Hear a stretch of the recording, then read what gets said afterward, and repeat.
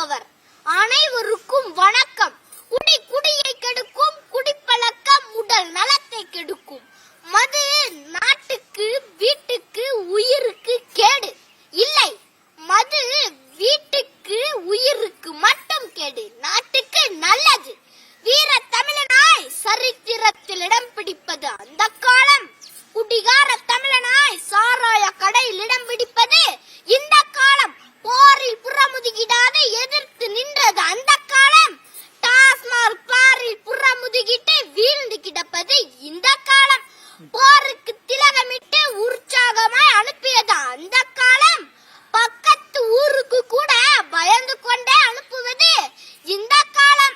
ஜல்லிக்கட்டு காளைகள் மிரண்டு ஓடியது அந்த காலம். மனைவியும் குழந்தையும் மிரண்டு ஒதுங்குவது இந்த காலம். பகைவர்கள் பலரும் அஞ்சி நடுங்கியது அந்த காலம்.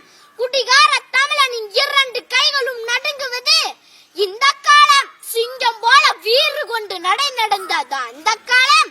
ரொம்ப அசிங்கமாய் தள்ளாடி கொண்டு நடப்பது இந்த காலம். கொஞ்சம் கொஞ்சமாய் பணம் சேர்த்து நகை நட்டு வாங்கினது அந்த காலம். வீட்டில் உள்ள நட்டை கூட திருடி கொண்டு போய் வித்து குடிக்கிறது இந்த காலம். போருக்கு கூட்டம் கூட்டமாக ஓடி சென்றது அந்த காலம். பாருக்கு மந்தை மந்தையாக நடப்பது இந்த காலம். அப்பா மாலை வேளையில் வந்தவுடன் ஓடி சென்று கழுத்தை கட்டி அடைப்பது அந்த காலம்.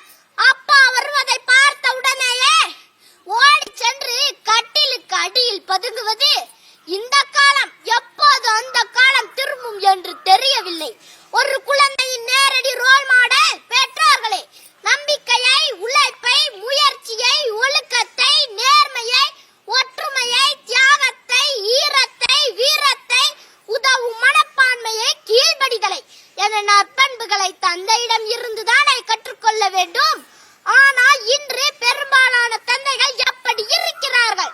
எப்படி வீட்டுக்கு வருகிறார்கள்? தள்ளாடி கொண்டு வருகிறார்கள், போய் பேசுகிறார்கள், அலங்கோலமாக வீட்டுக்கு வருகிறார்கள், வீட்டிலேயே திருடுகிறார்கள், அடித்து பிடுங்குகிறார்கள், குளிக்காமல் அழுக்காய் இருக்கிறார்கள், அழுக்காய் திரிகிறார்கள், நேரமாகி வீட்டுக்கு வருகிறார்கள், சில சமயங்களில் வருவதே இல்லை, சாப்பாட்டை இறைத்து சாப்பிடுகிறார்கள், அம்மாவை அடிக்கிறார்கள், நடு வீட்டில் வாந்தி அடிக்கிறார்கள்.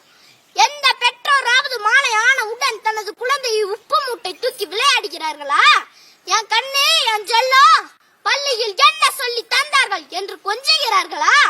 குடியில் இடுங்கி சிவந்த கண்களுடன் திரிகிறார்கள். கல்யாணத்துக்கும் குடி, கருமாதிக்கும் குடி, சந்தோஷத்துக்கும் குடி, துக்கத்துக்கும் குடி, ஆண்களும் குடி, பெண்களும் குடி, அப்பாக்களும் குடி, அம்மாக்களும் குடி, வயதானவர்களும் குடி, வயசு பெண்களும் குடி. குடித்து குடித்து நாட்டை முன்னேற்று, குடி உயர்ந்தால்தான் கோன் உயரும் என்று எல்லோரும் நினைக்கிறார்கள் போலும். நம் நாட்டில் மது கட்டுப்பாடு இல்லாமல் ஆறாக ஓடுகிறது.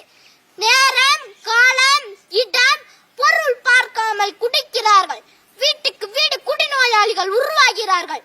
பள்ளி குழந்தைகள் தொடங்கி முதியவர்கள் வரை குடிநோயாளியாக இருந்தால் எதிர்காலத்தில் நம் மாநிலம் எப்படி முன்னேறிய மாநிலமாக மாறும்? வெறும் லாபத்துக்காக ஒட்டுமொத்த மக்களின் உயிரையும் பணயம் வைக்கலாமா? முன்பெல்லாம் கோயில்களிலும் பேருந்து நிலையங்களிலும் தான் பிச்சைக்காரர்களை பார்க்க முடியும்.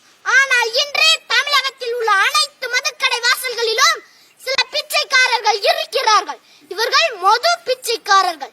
பிச்சை எடுத்தாவது குடிக்கிறார்கள். கற்கை நன்றே, கற்கை நன்றே, பிச்சை புகினும் கற்கை நன்றே என்றார் அரசனும் கவிஞனுமான அதிவீரராம பாண்டியன். குடித்தல் நன்றே, குடித்தல் நன்றே, பிச்சை புகினும் குடித்தல் நன்றே என்று தப்பாய் புரிந்து கொண்டு விட்டார்கள். நல்லாட்சி நடக்கிற அமைதி பூங்காவான, செம்மொழி தலைக்கிற, தொழில் வளம் மிக்க, நீர்வளம் மிக்க, கற்றறிந்த கற்றோர் ஆளுகிற பல் தமிழ் அறிஞர்கள் வாழ்கிற தமிழ்நாடு இன்று மதுவின் கோர பிடியில் சிக்குன்று சீதறி கிடக்கிறது. இன்று நம் நாட்டில் கணையம், கல்லீரல் வீங்கி, பார்வை சுருகி, பாதி மனிதனாய் அலைபவர்களின் எண்ணிக்கை அதிகரித்து வருகிறது. உடல் ஊனமுற்றோர்களின் எண்ணிக்கை அதிகரித்து வருகிறது. இங்கு நான் வருவதற்கு முன்பு நன்றாக இருந்த என் வகுப்பு தோழன் கோபிநாத் கோபிநாத்தின் தந்தை யாரோ ஒரு குடிகார ஓட்டுநரால் விபத்துக்குள்ளாகி 8 பற்களை இழந்து நோயாளியாக நிற்கிறார். கோபிநாத்தும் அந்த விபத்தில் நோயாளியாக வேண்டியவன். அவனின் தந்தை ஒரு முட்புதரில் தூக்கி வீசியதால் தப்பித்தான். குடியுயர கோன் உயரும் என்ற அவ்வை வாக்கை தப்பாய் புரிந்து கொண்டால் இப்படித்தான் இன்றைய தமிழர் வாழ்வில் பற்றி படர்ந்திருக்கும் பெருநோய் மதுவுக்கு அடிமையாகி விட்ட மனோபாவம். எம் தமிழினம் இந்த மோசமான நோயிலிருந்து மீண்டளவே முடியாதா என்ற அச்சம் என் மனதை அலைக்கழிக்கிறது. ஒரு தனி மனிதன் தள்ளாடும் போது ஒரு குடும்பம் தள்ளாடுகிறது. ஒரு குடும்பம் தள்ளாடும் போது ஒரு சமூகம் தள்ளாடுகிறது. ஒரு சமூகம் தள்ளாடும் போது ஒரு நாடே தள்ளாடுகிறது. அப்படி ஒரு தள்ளாட்டு நோயால் நம் நாடு சிதைக்கப்பட்டு கொண்டிருக்கிறது. தீபாவளி மது விற்பனை 400 கோடியை ஒரே நாள் எட்டியது என்று எழுதுகின்றன பத்திரிகைகள். இது நமக்கு பெருமையா? மிகப்பெரிய அவமானம், கேவலம், வெட்கக்கேடு.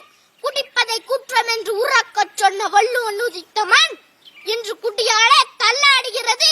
காப்பாற்ற ஆள் இல்லாமல் அல்லாடுகிறது. 2003ஆம் ஆண்டில் தமிழக அரசு குடியினால் குடித்த வருமானம் 2869 கோடி. அது படிப்படியாக வளர்ந்து 2014ஆம் ஆண்டில் 29,672 கோடியை எட்டியுள்ளது. இது நம் நாட்டை நம் வளர்ச்சி பாதைக்கு கொண்டு செல்லுமா? கடைக்கோடியில் வாழும் சாதாரண குடிமகனுக்கும் எந்த நாட்டில் கல்வியும் மருத்துவமும் பாரபட்சமின்றி கிடைக்கிறதோ அந்த நாடுதான் வாழ்வதற்கு தகுதியானது. ஆனால் இங்கு மதுதான் பாரபட்சமின்றி கிடைக்கிறது. இனி மதுவே இல்லாத ஒரு புதிய தலைமுறையை உருவாக்குவதுதான் உடனடி தேவை. அதற்கு நமக்கு தேவை சுயநலமற்ற அரசியல். அரசியல் அசிங்கமானால் ஒரு நாடே அசிங்கமானதாக தான் அர்த்தம். என்னோடு வாருங்கள் தோழர்களே, எல்லோரும் இறங்கி சாக்கடையை சுத்தம் செய்வோம். நம் எதிர்காலத்தை தீர்மானிக்க, நமக்கான உலகத்தை உருவாக்க அரசியலை சுத்தம் செய்வோம். நன்றி, வணக்கம்.